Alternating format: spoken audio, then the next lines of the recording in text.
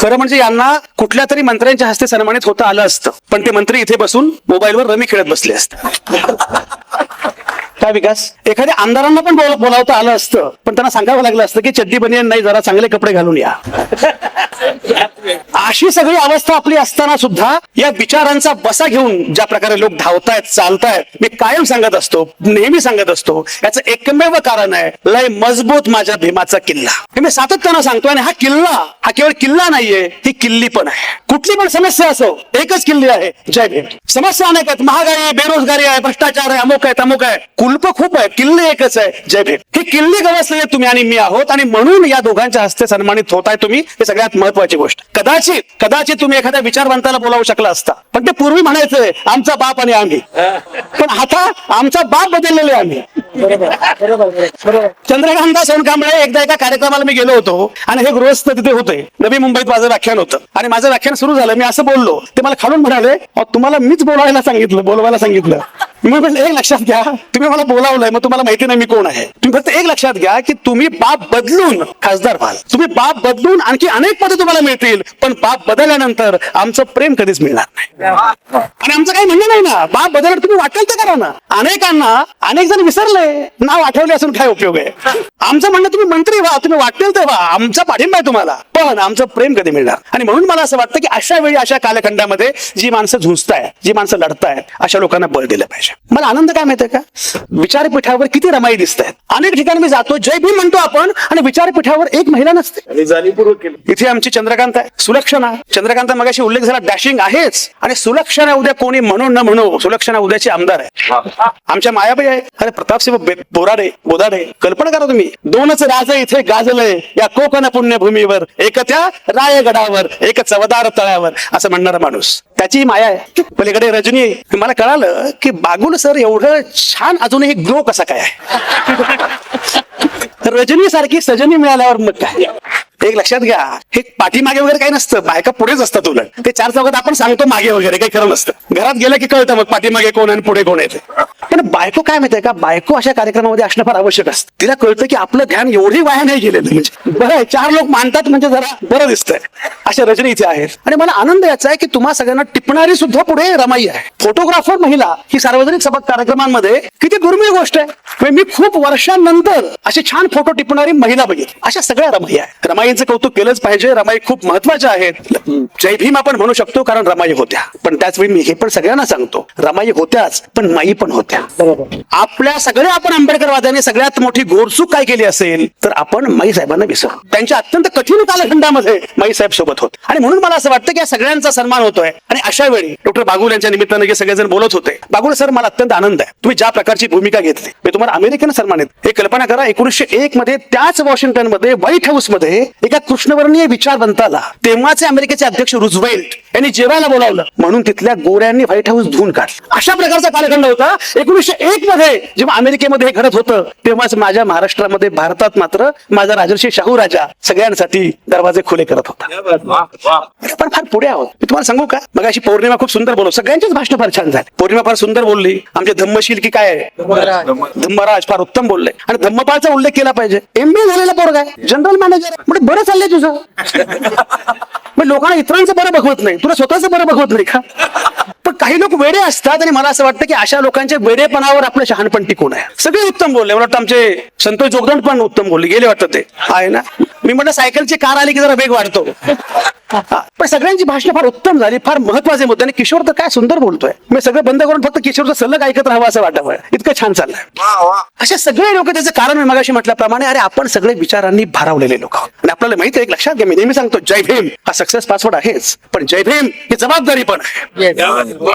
जय भीम ही जबाबदारी पण आहे. मी तुम्हाला म्हटलं ना मगाशी, बाप विकणाऱ्यांनी जय भीम म्हणायचं नाही, आणि जय भीम म्हणणाऱ्यांनी बाप विकायचा नाही. ही जबाबदारी. तुम्ही कल्पना करा, प्रत्येक माणसाला पहिल्या दिवसापासून मताचा अधिकार मिळाला. सोपं नव्हतंय. मताचा अधिकार कोणाला द्यावा याच्यावर चर्चा सुरू झाली, तेव्हा अनेक जण म्हटले शिक्षणाची अट ठेवा. चंद्रकांता बाबासाहेब म्हणाले शिकलेलं कोण आहे मला माहिती. मग म्हटलं संपत्तीची अट ठेवा. संपत्ती कोणाकडे मला माहिती आहे. प्रत्येकाला मताचा अधिकार मिळणं सोपी गोष्ट नाही. जगाच्या इतिहासामध्ये भारत हा एकमेव देश आहे की की जिथे न लढता, न झुंजता, न भांडता मताचा अधिकार प्रत्येकाला मिळेल. मी गंमत कायम सांगत असतो, बराक ओबामा जेव्हा अमेरिकेचे अध्यक्ष होते तेव्हा ते भारतामध्ये आले, तर डॉक्टर मनमोहन सिंग हे आपले पंतप्रधान होत. चांगला काळ पण होता, हे आपले पंतप्रधान होत. ओबामा आणि मनमोहन सिंग विकास दोघे फार जवळचे मित्र, दोघे स्कॉलर, दोघांकडे भरपूर डिग्र्या आणि सगळ्या खऱ्या.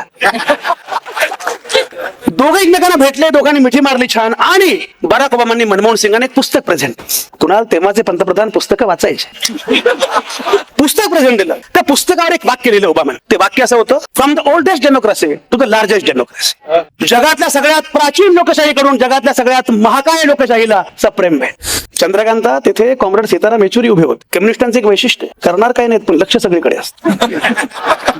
आहेत ना कॉम्रेड इथे, पुन्हा विश्लेषण करावं लागतं. येचुरी म्हणाले, mister Obama, you are neither oldest nor largest.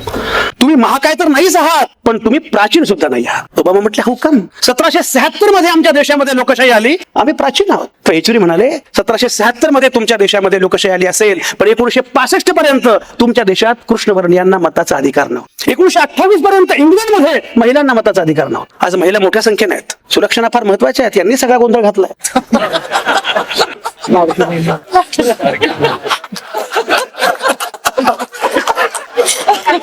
पण सुलक्षणा, तुम्हाला मी एक सांगतो, अत्यंत जबाबदारीने सांगतो, सगळ्या रमाईंचं कौतुक होतंय म्हणून सांगतो, जो गोंधळ तुम्ही घातलात ना तो निस्तरावा तुम्हालाच लागणार आहे. तुमच्या खात्यात काय आलं मला माहिती नाही, पण तुमच्या मुला मुलींचं भविष्याचं अकाउंट मध्ये काय आहे ते जरा कधीतरी बघितलं पाहिजे. महिलांना 1928 पर्यंत मताचा अधिकार नव्हता. मताच्या अधिकारासाठी महिलांनी आंदोलन केलं इंग्लंडमध्ये, तर त्यांना तुरुंगात घातलं गेलं. तुम्ही काही करण्या होत्या, उभ्या राहिल्या, जिवंत जाळलं गेलं, रणगाडे घातले गेले. 1928 पर्यंत महिलांना मताचा अधिकार नव्हता. तुमच्या माझ्या देशात मात्र प्रत्येकाला कुणाल पहिल्या दिवसापासून मताचा अधिकार मिळाला. मी नेहमी सांगतो, संघर्षाशिवाय, भांडणाशिवाय, लढाईशिवाय ज्या देशाला मताचा अधिकार मिळाला असा हा एकमेव देश आहे. आणि ज्या देशामध्ये निवडणुकीत मतं विकली जातात तोही हा एकमेव देश आहे.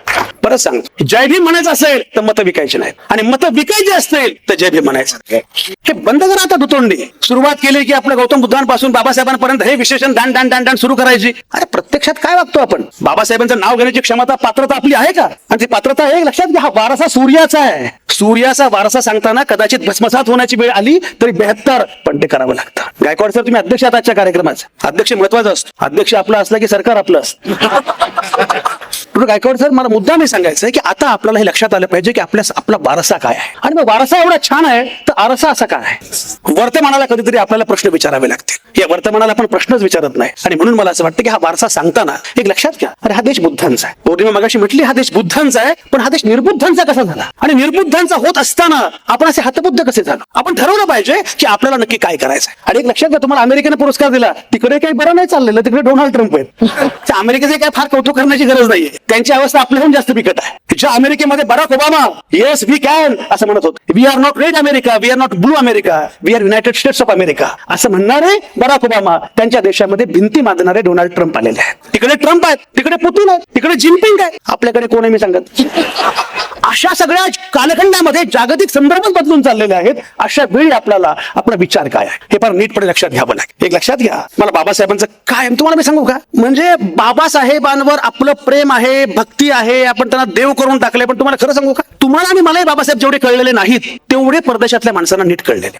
मागे मी घटना सांगितली होती माझ्या व्हिडिओज मध्ये, काही लोकांनी ऐकली असेल तर मुद्दाम पुन्हा सांगतो. जब्बार पटेलांनी बाबासाहेबांवर सिनेमा केला. तो सिनेमा खूप चांगला झाला न झाला हा मुद्दा वेगळा. मामुटीने भूमिका केली. मगाशी तुमच्या व्यक्तिमत्वाचा उल्लेख झाला. मामुटीला विचारलं की म्हणजे बाबासाहेबांचा रोल करताना कसं वाटतं. म्हटलं मी एवढ्या भूमिका केल्या पण एवढा अवघड भूमिका दुसरी कुठलीच नव्हती. तो असं म्हणाला, मामुटी असं म्हणाला, म्हणजे मी सगळं आणू शकतो. बाबासाहेबांच्या डोळ्यातली स्वप्न कशी आणू शकतो. त्या माणसाच्या डोळ्यामध्ये एवढी स्वप्न दिसतात प्रत्येक वेळी की मला काहीतरी करायचं आहे. तो रोल केला, सगळं झालं. ब्राझील मध्ये हा सिनेमा रिलीज झाला एका फिल्म फेस्टिवल मध्ये, आणि जब्बार पटेल स्वतः गेलेले होते. सिनेमा झाला. सिनेमा झाल्यानंतर ब्राझीलच्या एक पत्रकार महिला कुणाल आलेल्या होत्या. कुणाला त्यांना चित्रपट समीक्षणासाठी वगैरे पाठवलं असेल. काही सगळं सांगायचं असतं का कुणाला, काही पण काही गोष्टी खाजगी पाहिजेत नाही, जाहीर पण आपण भेटू. शेवटी काही अडचण आहे तर आपला मालक हाच आहे ना, शेवटी काय कोणालाच आहे.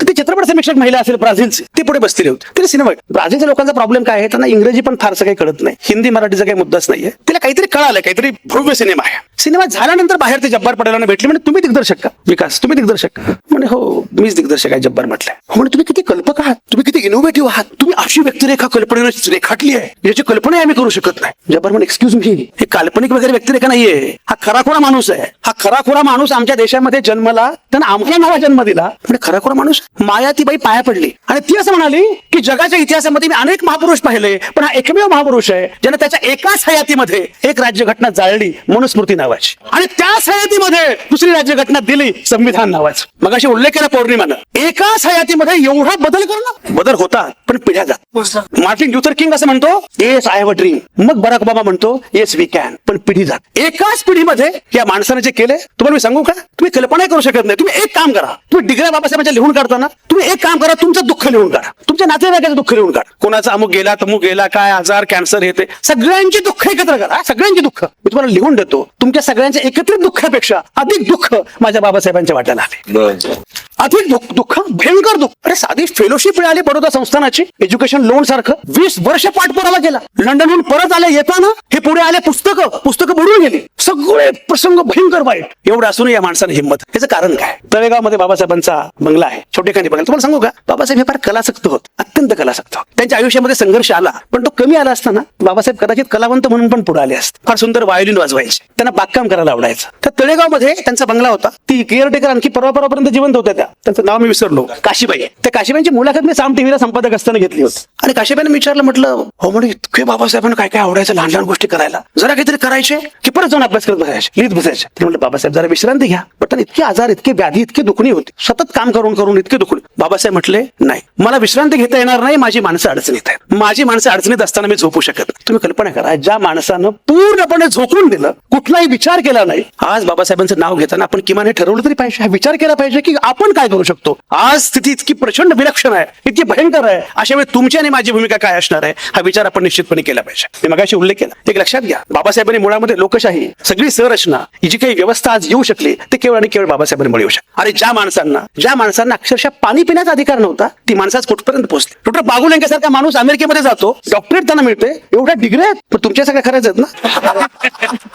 त्यात एंटायर पॉलिटिकल सायन्स कुठे नाही ना. एवढं सगळं करू शकतो, हे केवळ कोणामुळे करू शकतो, ज्यांच्यामुळे करू शकतो. आणि म्हणून मला असं वाटतं की केवळ व्यक्तिगतरित्या जय भीम म्हणताना हे लक्षात घेतलं पाहिजे की आज मला काय करणं आवश्यक आहे आणि मी काय केलं पाहिजे. एक लक्षात घ्या, अलीकडच्या कालावधीमध्ये एक जाणीवपूर्वक षडयंत्र केलं जात आहे, ते म्हणजे मी कायम सांगत असतो, महापुरुषांच्या अपहरणाचा प्रयत्न केला जातो. माझ्या एका पुस्तकाचं नाव आहे बाप पळवणारी टोळी आली आहे. रातोरात बापच गायब करतात. आमच्या उद्धव ठाकरेंना विचार, माझ्या वडिलांचं वय 86 आहे, आप्पा खाली चालले की म्हणतो आप्पा जरा.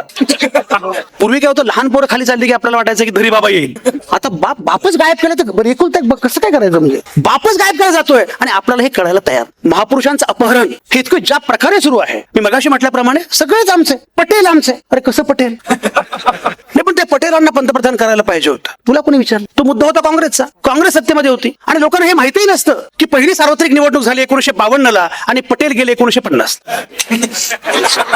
पण ते गांधी आणि आंबेडकरांचं फार भांडण होतं. भेटलो बरोबर आहे, भांडण होतं, कारण ते दोघेही काम करत होते म्हणून त्यांचं भांडण होतं. तुम्ही काहीच करत नव्हता, तुमच्याशी कोण भांडेल? हे लोकांना सांगितलं पाहिजे की जाणीवपूर्वक गांधी, नेहरू, आंबेडकर या सगळ्या आयडियोलॉजीला विरोध करणारी जी मंडळी आहेत, ज्यांना फुले शाहू आंबेडकर समजतही नाहीत, आज या विचारांच्या लोकांनी हे सांगण्याची आवश्यकता आहे. आणि मला खात्री आहे डॉक्टर बागुल, तुम्ही ज्या प्रकारची वैचारिक भूमिका घेत आढळलेपणे अव्याहतपणे काम करता आहात, हे मला फार महत्वाचं वाटतं. आणि तुम्ही तेवढंच करत नाही आहात, तुम्ही उद्याची पिढी उभी करता आहात. आपल्याकडे काय झाले माहिती आहे का, सगळ्या परिवर्तनवाद्यांचं आणि समाजवाद्यांचं स्वतः भाषण करायचे वयाच्या 80 वर्षापर्यंत. नवी पिढी घडवायचीच नाही, नव्या पोरांशी बोलायचंच नाही. एक लक्षात घ्या, तुम्ही ज्या विचारधारेला विरोध करता आहात, ती विचारधारा प्रामुख्यानं नव्या मुलामुलींशी बोलते. तुम्हाला कल्पना कुठे आहे? तुम्ही काय बोलता 17-18 वर्षांच्या पोराशी? तुमचा प्रॉब्लेम आहे. बाबासाहेब आंबेडकर सुद्धा तुम्हाला नव्या पिढीपर्यंत पोहोचवता आले नाहीत, ही आपली अडचण आहे. कारण नव्या पिढीच्या शैलीमधून बाबासाहेब सांगितलंच नाही. तुम्ही जर हे सांगितलं की जय भीम हा सक्सेस पासवर्ड आहे, बाबासाहेब काय बदल, अरे मुलं वाचतील, ऐकतील. तुम्ही ज्या प्रकारे जय भीम सांगता, तुमची भाषण ऐकून पोरांना असं वाटतं ह्याच काही खरं नाही, आपलं काय होणार. नव्या पिढीच्या शैलीमध्ये, नव्या पिढीच्या पद्धतीने तुम्हाला सांगायला लागतील बाबासाहेब आंबेडकर, हे सगळी मूल्य सांगावी लागतील. आणि म्हणून मी असं म्हटलं की तुमचं मला कौतुक यासाठी वाटतं की तुम्ही 150-200 पोरापोरींचं पालकत्व घेत. रजनी मॅडम ही सगळ्यात मोठी गोष्ट आहे, हे पालकत्व घेणं, ही मुलं शिकली पाहिजे. नव्या पिढीसाठी काम करणं मला सगळ्यात महत्वाचं. आपल्याकडे काय झालं, मध्यंतरी मी एका कोल्हापुरात कार्यक्रम होता माझा, एक परिवर्तनवादी आपले असेच गृहस्थ बसले होते, वय वर्ष 82, त्यांचं व्याख्यान आणि मी अध्यक्ष. म्हटलं अरे बाबा तुला मीच अध्यक्ष का सापडलो? त्यांना वयामुळे त्यांना बोलता येईल की नाही माहिती नाही, तर तुम्ही किमान तो मुद्दा पुढे द्यावा. कसलं काय, हे गृहस्थ उभे राहिले 1 तास 1.5 तास 2 तास भाषण सुरू आहे. त्याला चिठ्ठी पाठवली, पुढे लोक झोपलेत. कुणाल त्याच्या हातामध्ये पेन होता, ही जी चिठ्ठी तुम्हाला पाठवली त्याच्या हातामध्ये पेन होता, त्यांनी त्या पेन लिहिलं, आणखी 4 जण जागे आहे. सगळं झाल्यानंतर सूत्रसंचालक म्हटले, त्यांचं झाल्यावर आता मी संजय आवटेंना विनंती करतो त्यांनी मनसोक्त अध्यक्षीय भाषण करावं. मी वर आलो आणि म्हटलो आता मी तुम्हाला फक्त एक सूत्र सांगणार आहे आणि माझं भाषण थांबवणार आहे. यांचं भाषण काय झालं त्याविषयी काय आता मी बोलत नाही. पुढचे लोक झोपलेले होते, मला फक्त झोपता आलं नाही एवढंच, पण मी किती ऐकलं मला कळालं नाही. पण एक सूत्र मी सांगतो, इथून पुढे 100 वजा तुमचं वय तेवढेच मिनिटं बोलायचं. तुमचं वय 82 असेल 18 मिनिटं बोलायचं, आणि तुमचं वय 20 असेल 80 मिनिटं बोलायचं.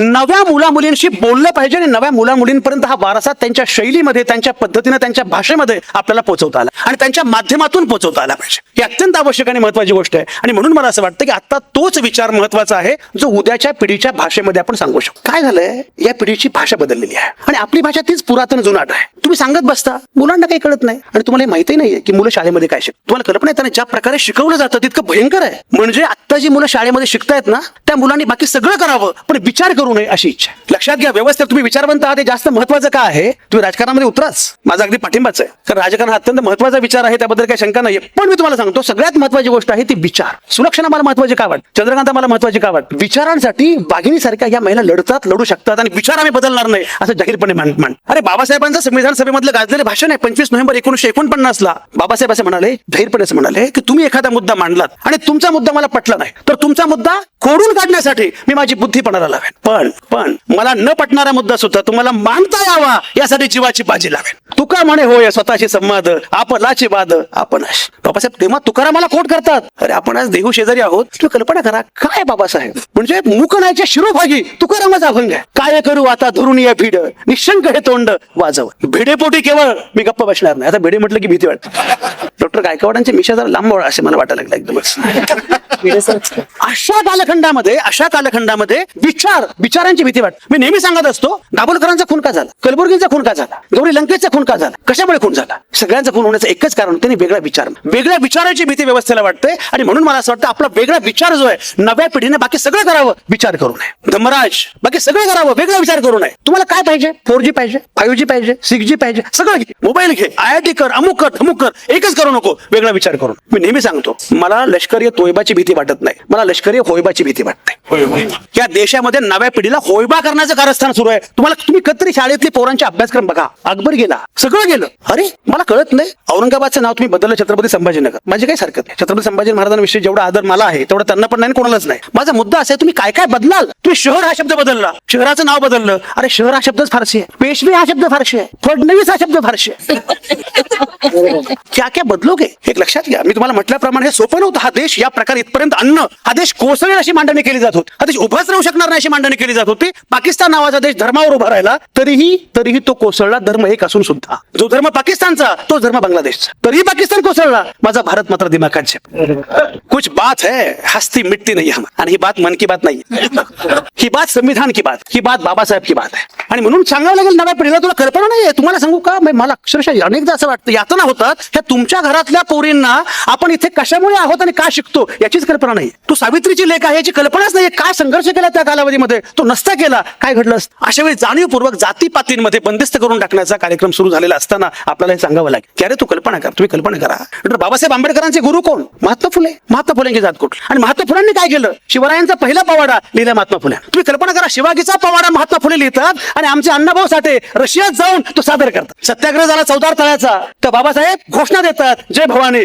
जय शिवाजी. आणि चंद्रकांत जाहीर भाषणामध्ये बाबासाहेब असं म्हणतात माझा पहिला सत्याग्रह चौदार तळ्याचा सत्याग्रह, पहिला सत्याग्रह आहे. हा सत्याग्रह मी कुठेही करू शकलो असतो पण हा सत्याग्रह मी इथंच करतोय कारण ही रयतेच्या राजाची भूमी. तुम्ही कल्पना करा हे सगळं जैव नातं जे आहे. आणि तुम्हाला आणखी मजा सांगतो, पिंपरी चिंचवड महानगरपालिकेच्या वतीने माझं व्याख्यान होतं आणि तेव्हा सत्याग्रहाचा मी मुद्दा सांगितला. माझं व्याख्यान बरंच व्हायरल झालं आणि मला एका दिवशी फोन आला. त्यात मी एक सांगितलं मुद्दा असा सांगितला होता की बाबासाहेबांना सत्याग्रहासाठी जागा कुणीच द्यायला तयार नव्हतं. ब्राह्मणांनी मारहाण केली, गुरुवांनी मारहाण केली, मराठ्यांनी मारहाण केली, त्यांच्या कार्यकर्त्यांना कुणब्यांनी कुणीच जागा द्यायला चालतं. तर फत्ते खान नावाचा एक माणूस पुढे आला आणि फत्ते खान म्हटलं बाबासाहेब मागी जाग. गावकरी म्हटलं जागा दिली तर याद राख. तो म्हटलं एक बार मैंने कमिटमेंट करली. अजिबात हल्ला नाही तो त्यापासून. जागा दिली झाला. ही घटना मी सांगितली. मला एका दिवशी अचानकपणे फोन आला. म्हणजे सर संजय वडे बोलतायत का? म्हटलं हो. मी महाडमधून बोलतोय. तुम्ही ज्या फत्ते खानाचा उल्लेख केला ना त्यांचा मी नातू बोलतोय. आणि तो म्हणे मला माहितच नव्हतं माझा आजोबा एवढा मोठा होता. म्हटलं आपली हीच अडचण आहे. आपले आजोबा लई मोठे होते. आपले बाप लई मोठे होते. आपण विसरलो बापांना आणि आजोबा. तुम्हाला सांगू भारत नावाचा देश, मी तुम्हाला खरं सांगतो, मी मला माझ्या अंगावर मी इतकी भाषणं करतो प्रत्येक वेळी तसेच नवे शहर आहेत. मला खरंच प्रश्न असा पडतो की अरे हा देश उभाच राहणं अशक्य होतं. या देशाची मतदार यादी तयार करणं हा थेट टास्क होतं. पहिल्या निवडणुकीमध्ये एवढी मोठी लोकसंख्या, एवढी दुर्गमता, मतदार यादी तयार करणं सुलक्षणा. मतदार यादीमध्ये घोळ घालणं सोपं आहे. यादी तयार करणं अवघड आहे. पहिल्या निवडणुकीला यादी तयार करायची होती पण इतके दुर्गम. निरक्षरता, साक्षरतेचं प्रमाण 16%, भयंकर दुर्गमता, सगळे इतके अडचणी. हे जायचे घरामध्ये टकटक करायचे. कडी असायची ना पूर्वी, कडी वाजवायची. ती बाई दरवाजा उघडायची. घरात कोण आहे? ते म्हणजे कोणीच नाही. मग तू कोण आहे? बायकाने विसरच पडला होता ना की आपण आहोत, आपलं अस्तित्व आहे. अध्यक्ष महोदय, मी मुद्दाम सवय लावून घेतोय मी अध्यक्ष महोदय वगैरे म्हणजे पुढे फायदा होईल ना आपल्याला. असं तुमचा पाठिंबा आहे ना? कुणाचा पाठिंबा? मालकांचा पाठिंबा म्हणजे विषय संपला. काय मागे काय म्हणजे संपादकांना मालकांचा पाठिंबा मिळाला ना एकदम, मग काही अडचण नसते. तर काय सांगत तुम्ही त्याच्या पूर्वी काय म्हणालो? कडी हा बघा ही हुशार आहे. ते पत्रकार आहे आमची ना, बरोबर हुशार आहे. कडी वाजवायची. बाई कोणी घरात कोणीच नाही. तू कसं झालं? मग तुझं नाव काय? मग ती म्हणायची काय भामाबाई. बरं का रजनी मॅडम, भामाबाई. नवऱ्याचं नाव काय? मी नसते घेत. हे मी सांगत नाहीये. हाऊ इंडिया बिकेम डेमोक्रॅटिक नावाचं पुस्तक. त्या पुस्तकामध्ये भारताला लोकशाही करणं हा प्रवास किती कठीण होता, किती अशक्यप्राय होता, इथपर्यंत हा देश पोहोचला. एवढ्या जाती, एवढे धर्म, एवढे पंथ, एवढ्या भाषा. ओबामा जेव्हा भारतामध्ये आले तेव्हा म्हटले what is beauty of India? You have Shahrukh Khan, you have Milkha Singh, you have Mary Kom all together. एकत्र असणं ही भारताची गंमत. आणि म्हणून मला असं वाटतं ही भारताची गंमत आहे. आयडिया ऑफ इंडिया जी आहे ते अजिबात विसरता काम. कुणाला झालंय का अलीकडे जाती धर्म यांच्यामध्ये इतकी तेढ लावायची आणि भारत संपून टाकायचं. मी मगाशी म्हटलं ना, आपले आजोबा, आपली आजी, आपली पणजी फार भारी होते रे. ती गोधडी शिवायची. भारत ही गोधडी आहे. तुम्हाला तुमच्याकडे गोधडी आहे का? आजही माझ्या आजीची गोधडी. भारत ही गोधडी आहे. सगळे धर्म, सगळे पंथ, सगळ्या भाषा, सगळ्या जाती असं एकत्र करून विणलेली गोधडी आहे. ही गोधडी विस्कटता काम. ती जर बुसवली तर ज्या प्रकारचा हाहाकार होईल तो फार भयंकर असेल. आणि म्हणून तुम्हाला सांगावं लागेल उद्याच्या पिढीला की भारताची कल्पना काय आहे. माझं पुस्तक आहे विथ द चेंज नावाचं. आम्ही भारताचे लोक विथ द चेंज. त्या पुस्तकामध्ये कविता आहे. तुम्ही भाग मिल्खा भाग बघितला असेल. धर्माने पेटवलेल्या वणव्यातून मिल्खा सिंग धावत असतो. धर्माने पेटवलेल्या वणव्यातून मिल्खा सिंग धावत असतो. धावणाऱ्या मिल्खाच्या रूपात फरहान अख्तर दिसतो. टाळ्या पिटणाऱ्या कोणाला दोघांचाही धर्म ठाऊक नसतो. अरे तुम्ही कितीही नाकारलेत तर हीच माझ्या देशाची गाथा आहे. भल्यांचा उतरवला तो राहा, तुमची काय कथा आहे? आम्ही भारताचे लोक, हीच आमची ख्याती आहे. ही जी गंमत मी परवा एका ठिकाणी सांगितलं होतं. उद्धव ठाकरे मुख्यमंत्री होते महाराष्ट्राचे, सुलक्षणाला माहिती आहे. तेव्हा एका कार्यक्रमाला मी एकत्र होतो. पहिलं भाषण माझं होतं. शेंडे पण सगळ्यात अगोदर बोलतात ना कुणाला, त्यामुळे कुणाला आपला आवडला माणूस, एवढा निरागस छान माणूस मी पहिल्यांदा बघितला. आमच्या व्यवसायातला एवढा निरागस माणूस पहिल्यांदा पाहिला.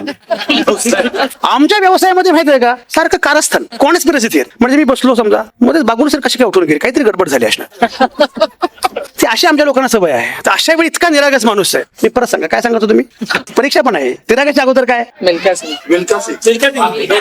उद्धव ठाकरे. येस, उद्धव ठाकरे मुख्यमंत्री. मी पहिलं माझं भाषण होतं आणि भाषण करताना मी असं म्हटलं उद्धव साहेब तुम्ही महाराष्ट्राचे मुख्यमंत्री आहात आणि बाळासाहेब ठाकरेंना तुम्ही हिंदू हृदय सम्राट असं म्हणता. पण एक लक्षात घ्या, हिंदू हृदय सम्राटावर जेव्हा सिनेमा काढायची वेळ आली तेव्हा तुम्हाला नवाजुद्दीन सिद्दीकी शोधावा. हा भारत आहे, हा नव्या पिढ्यांपर्यंत सांगा रे, हा सांगितलं पाहिजे. परवा इंदोरला माझं व्याख्यान होतं. बागुल सर परत हिंदीमध्ये, इंदोरच्या हिंदीमध्ये बोलणं म्हणजे फार कठीण असतं. पण मी आपला जरा प्रयत्न केला, काहीतरी बोललो आणि मी सुरुवात केली जोरदार. म्हटलं अरे तुम्ही सांगताय आता आम्हाला स्त्रियांना मताचा अधिकार वगैरे, तुम्हाला कल्पना इंग्लंडमध्ये जेव्हा मताचा अधिकाराची चळवळ झाली तेव्हा इंग्लंडमध्ये मताच्या अधिकाराच्या चळवळीसाठी इंग्लंडमधल्या महिलांनी एक पोस्टर घेतलं होतं. त्या पोस्टरवर एका महिलेचा फोटो होता. ती महिला कोण होती? अहिल्यादेवी होळकर. त्यांनी सांगितलं 300 वर्षांपूर्वी एक बाई राज्य करू शकते, आम्हाला मताचा अधिकार मिळू शकत. इंग्लंडमधल्या महिलांनी. मी त्यांना असं म्हटलं त्या भाषणामध्ये की म्हटलं तुम्ही बाहुबली सिनेमा बघितलाय? बाहुबलीच्या निर्मात्यांनी, दिग्दर्शकांनी जर अहिल्यादेवीचं चरित्र वाचलं असतं तर त्यांनी बाहुबली सिनेमा काढला नसता. त्यांनी अहिल्यादेवींवर सिनेमा काढला असता. बाहुबली की देवसेना, नवरा मेला तर पोरगा मोठा व्हावा म्हणून 25 वर्ष वाट बघत बसते. आमची देवसेना मात्र त्यांचे काय महिष्मती यांचं महेश्वर. आमची देवसेना मात्र अहिल्यादेवी मात्र मुलगा मेला, नवरा मेला, सासरा मेला, कोणाची वाट न बघतात 30 वर्ष घोड्यावर मान ठोकतोय आणि राज्यकारभार.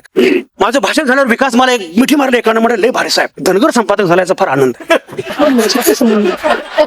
मला काय कळलं, मला कळलं काय वेगळा मुद्दा मांडेल. म्हणजे सर तुमचं फार भारी, आपल्याला आवडलं म्हणे, फार भारी. आणि मला सगळ्यात आवडलं काय माहिती का म्हणे, म्हणजे काय आपला धनगर संपादकच नाही म्हणे, आपला धनगर संपादक. म्हटलं मी धनगर आहे, मी सगळंच आहे, पण तुला काय वाटलं मी धनगर आहे? माझं दोन तास भाषण ऐकल्यावर तुला मी धनगर आहे असं काय वाटलं? तुम्ही आईला देवीन बद्दल तुम्ही काय बोललात? म्हटलं मग आपल्या असल्याशिवाय कुणी असं पोट तिडकीने बोलत असतं. आपला मोठा वारसा असून सुद्धा आपण हे विसरून गेलो, कारण आपल्याला हे लक्षातच येत न कळत. पण एक लक्षात घ्या, मी तुम्हाला सांगतो, जातीअंताची लढाई आपण लढायची म्हणतो, पण फुले शाहू आंबेडकरी चळवळी सुद्धा न कळत एक विशिष्ट जातींमध्ये केंद्रित होत आहेत. हा पण धोका ओळखला पाहिजे. तुमच्या पोरापोरींना माणूस केलं पाहिजे. अरे तुम्ही काय सांगता ब्राह्मण? लक्षात घ्या, मुळामध्ये बहुजन वगैरे तुम्ही जे म्हणता ना शब्द, बहुजन बायकांवर जे अन्याय झाले त्या 100 अत्याचार ब्राह्मण स्त्रियांवर.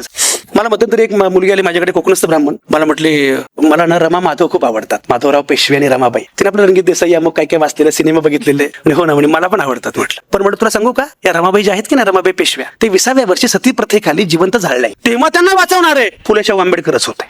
हे तुमच्या मुलांना सांगावं लागेल. त्यांना सांगा, हा मुद्दा जातीचा नाहीये, हा मुद्दा धर्माचा नाहीये, याच्या पलीकडे माणुसकीचा, मानवी मुक्तीचा. अरे तुम्ही लक्षात घ्या, गौतम बुद्धांच्या वाटेवर आपण जायचं म्हणतो. रजनीश असं म्हणतात की बाकीचे सगळे जे काही धर्म संस्थापक आहेत त्यांच्यासाठी मला मंदिरात जावं लागतं, धर्मग्रंथांकडे जावं लागतं. हा एकच धर्म संस्थापक आहे जो मला चौकात भेट. गौतम बुद्ध किती सहजपणे भेटतात. जेव्हा अर्जुन गोंधळतो तेव्हा गोंधळलेल्या अर्जुनाला भगवान काय म्हणतात, इकडे झालं शेवट पाच गोंधळलेला नाही, ठीक आहे. खरं पुढचे लोक आता आले तर ऐकत बसतील. म्हणजे तुम्हाला मी एक गंमत सांगतोय. एकदा एका जत्रेत माझं व्याख्यान ठेवलं बरं का, जत्रेमध्ये, आणि जत्रेत भाषण ठेवलं माझं, आणि लोक आले 100-200. काही लोक गावात ऐकत होते. तर मला एक कार्यकर्ता म्हणतो, जत्रेत तुमचं भाषण ठेवलं, पुढच्या फक्त एक काम करतो म्हणे, पोस्टरवर लिहितो गौतमी पाटीलचा कार्यक्रम आणि तुम्हाला बोलवतो. काय म्हटलं, सगळं गाव येईल, गौतमी पाटील नाही म्हणून गोंधळ करेल, पण तुमचं सुरू झालं ना की शांतपणे ऐक. हे मुद्दाम का म्हणालो, आपल्याला या शैलीत सुद्धा आपला विचार मांडता आला, या शैलीत बोलता आला पाहिजे. मी आता फार बाकी तपशील मांडत नाही, पण या शैलीमध्ये हा विचार मांडत राहणं, हा विचार नव्या पिढीपर्यंत पोहोचवत राहणं हे आपल्या समोर आव्हान आहे. आणि तुम्हाला मी सांगू का, मगाशी मी गौतम बुद्धांचा उल्लेख केला. मी तुम्हाला म्हटलं की जेव्हा अर्जुन गोंधळला तेव्हा भगवानांनी काय सांगितलं, काळजी करू नकोस, युद्ध कर आणि मला शरण आहे. पण जेव्हा इकडे सगळे लोक गोंधळले तर आपला भगवान जो आहे गौतम बुद्ध, त्यानं काय सांगितलं, युद्ध करू नकोस आणि स्वतःला शरण जा. हा फरक आहे. बुद्ध आणि बाकी तत्वज्ञानांमध्ये हा फरक आहे, श्रमण संस्कृतीमध्ये आणि बाकी संस्कृतींमध्ये हा फरक आहे. आणि म्हणून मला असं वाटतं, आत्तदीप भाऊ, तुम्हाला तुमचा आतला आवाज ऐकू आला पाहिजे. आणि हा आतला आवाज तुम्हाला काय सांगतोय ते अधिक महत्वाचं आहे. आणि मला पूर्णपणे खात्री आहे, डॉक्टर बागुल किंवा अशोक शिलवंतांचा मगाशी उल्लेख झाला, मला हे खूप चांगलं वाटतंय की डॉक्टर अशोक शिलवंतांचा वारसा सुलक्षणा फार खंबीरपणे गंभीरपणे पुढे नेते आहे. कुणाला सुद्धा असाच एक वारसा पुढे नेत आहेत. हा सगळा वारसा आपल्या लक्षात आला. हा वारसा लक्षात घेत जेव्हा आपण पुढे जाऊ, त्याची किंमत चुकवावी लागेल. किंमत चुकवण्याची हिंमत आज आवश्यक, आणि ही हिंमत विचारवंतांमध्ये अधिक असण्याची. मी मगाशी म्हटलं, येणारा लढा हा प्रामुख्याने विचारांचा. बाकी तुम्ही काही करा, पण तुम्ही वेगळा विचार मांडू नका. अशा प्रकारचा काळ आलेला असताना आपल्याला आपला विचार आणि सम्यकपणे मांडावा लागेल. एक लक्षात घ्या, आक्रस्ताळेपणे मांडणं ही बौद्ध धर्माची परंपरा नाही, ही आपली संस्कृती नाही. तुम्ही बाबासाहेबांची सगळी भाषणं बघा, अत्यंत गंभीर, अत्यंत मतभेदाचा मुद्दा सुद्धा बाबासाहेब ज्या सम्यक पद्धतीने मांडतात त्या प्रकारे मांडत, शांतपणे भांडत आपल्याला पुढे जावं लागेल. पण आपल्याला आपला मुद्दा विसरता येणार नाही, याची मात्र खुणगाठ स्वतःशी बाळगावी लागेल. डॉक्टर बागुल, पुन्हा एकदा तुमचं अतिशय मनापासून कौतुक, अभिनंदन. तुमच्यासारखे विचारवंत इथे आहेत याचा मला आनंद आहे, आणि तुमच्या सोबत असणारे जे सगळी मंडळी आहेत ती पण आहेत याचाही आणखी आनंद आहे. मला असं वाटतं की येणाऱ्या कालखंडामध्ये हे वाढलं पाहिजे. शेवटी सुरेश भट म्हणतात त्याप्रमाणे मी नेहमी सांगतो की हे असे आहे तरी पण हे असे असणार नाही. अध्यक्ष महोदय, हे असे आहे तरी पण हे असे असणार नाही. दिवस आमोचा येत आहे तो घरी बसणार. तुम्ही अजिबात काळजी करू नका. तुम्हाला मी तुम्हाला सांगू का, आपला वारसा एवढा मोठा आहे ना, अंतिम विजय आपलाच आहे. फक्त एक लक्षात घ्या, सध्याचा धोका लक्षात घ्या. सुलक्षणा, संविधानाची पायमल्ली होते, पण ते संविधानिक मार्गानेच होते, हा धोका आहे. म्हणून ते अधिक अवघड, बरोबर आहे. हे असे आहे तरी पण हे असे असणार नाही. दिवस आमोचा येत आहे तो घरी बसणार नाही. हे खरे की आज त्यांनी घेतले सारेच ठेके आणि खोके सुद्धा, पण उद्या त्यांच्या चितेवर एकही रडणार नाही. कवी पुढे असं म्हणतो, बांधती जे रोज भिंती, सांगती ते धर्म जात, पण उद्याचा सूर्य आहे त्यामुळे फसणार नाही. आणि शेवटी छान झाले दांभिकांची पंढरी, उद्ध्वस्त झाली यापुढे बाचाळ दिंडी, एकही निघणार नाही. लक्षात घ्या, मला चिंता विरोधकांची नाहीये, मला आपल्यातल्या दांभिकांची आहे. त्यांचा पराभव आम्ही 10 वेळा करू रे, इथे जय भीम म्हणून, नंतर जे वेगळे वागतात ना त्यांची मला चिंता जास्त. छान झाले दांभिकांची पंढरी, उद्ध्वस्त झाली यापुढे बाचाळ दिंडी, एकही निघणार नाही. आणि कवी म्हणतात, सुलक्षणा, आजचे आमचे पराभव पचवितो आम्ही उद्यास्त. आजचे आमचे पराभव पचवितो आम्ही उद्यास्तव, विजय तो कसला उरावर जखम जो करणार नाही. हे असे आहे तरी पण हे असे असणार नाही. दिवस आमचा येत आहे तो घरी बसणार, पण हा दिवस आपापतः येणार नाही. हा दिवस आपापतः येणार नाही, त्यासाठी आपल्याला पण 2 पावलं पुढे जावं लागेल. डॉक्टर बागुल आणि सगळी टीम, तुम्ही 2 पावलं पुढे चाललेले आहातच. तुमच्या सोबत आम्ही सगळेच आहोत, आपण सगळेच आहोत. एवढं सांगण्यासाठी, एवढं आश्वस्त करण्यासाठी मी इथं आलो. धन्यवाद. जय भीम.